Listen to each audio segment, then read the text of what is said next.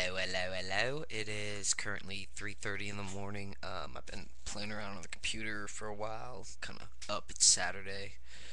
Didn't feel like going to bed, so I decided, give this thing a try. I've been trying to make some videos the last few weeks. I gave up on it a couple of weeks ago because every time I made a video, for some reason, the computer would just stop working. Like, the video wouldn't upload. Don't know why. It's just been doing that. Like I did it like 4 times with my post UFC predictions, and finally it just died on me, and it just wouldn't work. So I just said screw it. I'm not playing with it anymore. Tonight was the UFC finale for the Ultimate Fighter. I believe it's let's see, one, two, three, six. Season 6, I believe. Pretty sure it's season 6. And I, I predicted that Danzig would win it, and he won it in pretty impressive fashion. I mean, usually the finale is a pretty interesting fight. Not usually something as dominating as that.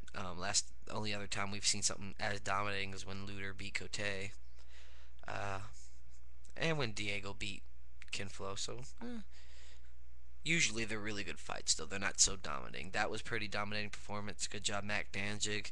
He's going to drop down. He's going to be a pretty good force to reckon with.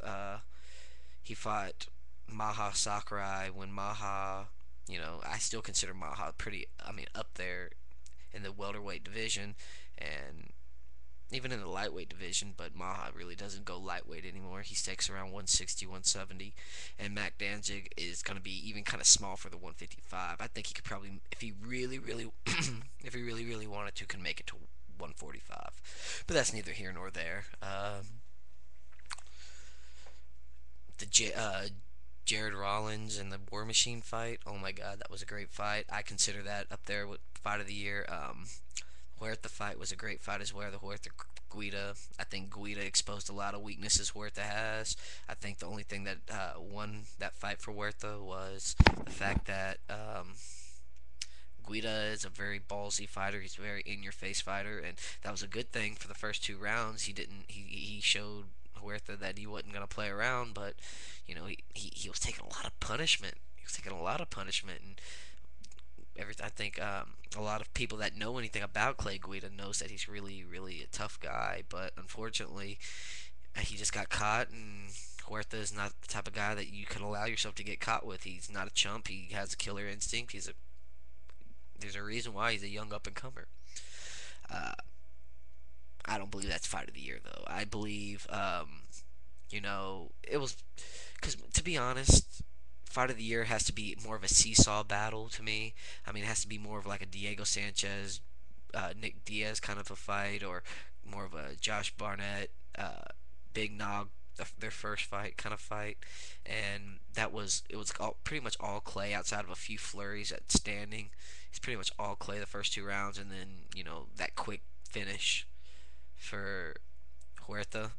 It was all Clay Guida. So I don't see why anybody would consider that. I mean, it was an exciting fight. It was a good fight to watch, but I don't think it was fight of the year. In my opinion, fight of the year for me would be uh, Freddie Edgar and Tyson Griffin. The Edgar Griffin fight, I believe, was a great fight, very technical fight. If you want to see a fight that's really good for mixed martial arts, that people complain about the ground game and don't think the ground game is exciting, I think that's the type of fight to watch. I think it's just an all-around good fight to watch. Just a great display for both, and they both didn't get tired. Uh, but that's just my opinion. And I mean, I don't want to get into that kind of topic yet because it's not end of the year and there's still one more card left. I'll probably be doing it just before New Year's Eve is when I'll probably be making my thing, fighter of the year, fight of the year, etc., etc. Just wanted to talk about this a little bit. George Setaropoulos, he showed a pretty good showing. Did he tap out? Oh, Bart. Or no, Billy Bart. Billy the Kid. Tapped out Billy. Uh, Arroyo really impressed me with that armbar. Great jiu-jitsu. I want to see him going up against a good good, strong wrestler, like a really good wrestler, somebody that has good submission defense. Because what I've noticed, and I've mentioned this in my technique versus athlete uh, video, that I think an athletic wrestler with good submission defense will always trump the most technical of jiu-jitsu guys. Doesn't matter if it's Hoist Gracie, Hickson Gracie, whoever. I mean, Matt Hughes kind of proved it. Tyson Griffin proved it when he fought Thiago Travares, which I think is another Fight of the Year candidate because that was a great fight. Uh, but yeah, um, don't really know what else to say. I didn't really plan this. I'm kind of tired right now, but I'm really not sleepy. Hate it when that happens. Um, so yeah, what other fights worth mentioning? I guess J Rock War Machine, great fight.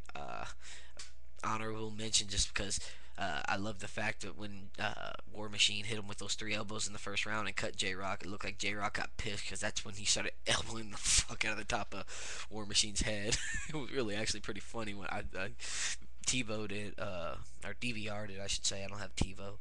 I have DVR, and I DVR'd it, and it was. Oh, I watched it a few times during the commercials. It was pretty fucking hilarious. Um, Great job. On War Machine's part, I didn't see. I mean, he didn't bridge him at all. It was an actual wrestler switch, which is extremely hard from full mount when you're as dead tired as War Machine was looked like he was. Um, I think that's fight of the night, bar none. I don't. I mean, I'm probably gonna get people are gonna argue saying the Huerta fight. I think that's more higher profile, means more. But I mean, come on, that was a seesaw battle, back and forth, really interesting styles, contrasting styles. I mean, you saw J Rock stand up and give some punishment, and then they take it back to the ground. And War Machine, who's supposed to be more of a stand up fighter in comparison to J Rock, take it to the ground, and they were just beating the hell out of each other. And then it ended with War Machine doing that great switch and then just pounding J Rock out, which I don't think J Rock had anything left. I think they had 45 seconds left in the fight. J Rock had blown his load. He had totally done. Great job for both guys. I'm pretty sure nobody's watching this after this point because it's just me babbling on about crap that they already know what they're talking about. I'll probably put a video up for Nemesis probably this week, maybe next week. I got finals this week. Only got two. Oh, just FYI. I don't know if anybody really fucking cares. I highly doubt it, but uh, 24 more credit hours. 24 more hours, and I'll graduate. So I will be done in August. Thank God. Been going to school for too long to be still in it. Other than that, that's about it.